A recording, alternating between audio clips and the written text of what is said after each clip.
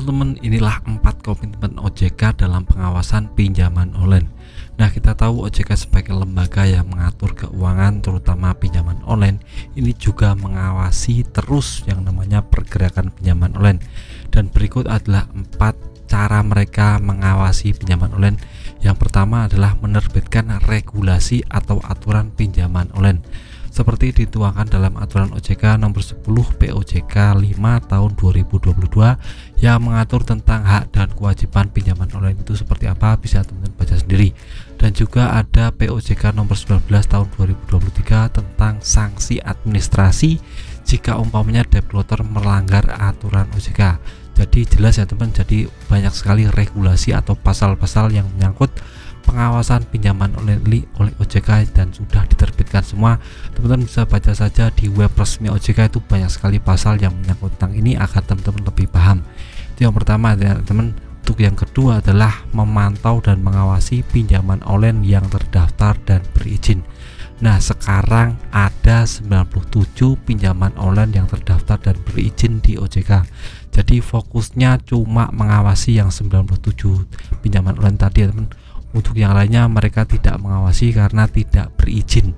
Nah, untuk yang tidak berizin bagaimana Bang? Nah, untuk yang tidak berizin itu ada di nomor 3, yaitu menutup pinjaman online ilegal.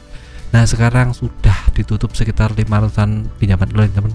Dari Januari sampai sekarang sekitar 500-an lebih pinjaman online ilegal yang sudah ditutup OJK. Ini sebagai bentuk komitmen mereka untuk yang namanya melindungi customer dari penagihan kasar dari pinjaman online ilegal dan penyebaran data yang makin marak sekarang ini. Jadi OJK juga berkomitmen tentang ini, jadi teman-teman tidak perlu khawatir. Nah, caranya bagaimana menutup pinjol?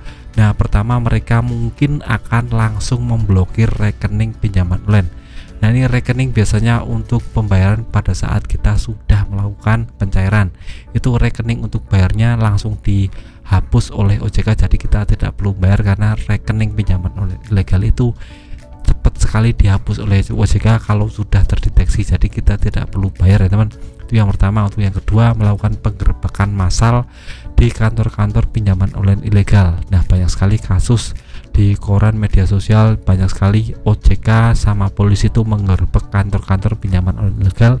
Jadi tidak perlu was-was tentang masalah ini karena OJK sudah berkomitmen akan menutup semua pinjaman online ilegal yang meresahkan masyarakat.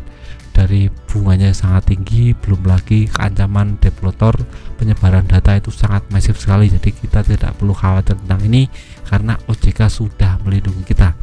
Nah, untuk yang terakhir, OJK menggandeng lembaga pemerintah membentuk Satgas Waspada Investasi, karena sekarang pinjaman online ini juga terkondisikan sudah banyak yang menyelewengkan investasi ya teman, karena banyak sekali investor yang menanamkan modalnya pada pinjaman online, tidak tahu-tahu pinjaman online itu malah ilegal. Jadi investasi mereka bodong dan habis uangnya, tidak tersisa sepeser pun karena itu masuknya investasi yang tidak bagus ya teman, karena uangnya hangus seketika karena dia pinjaman online ilegal.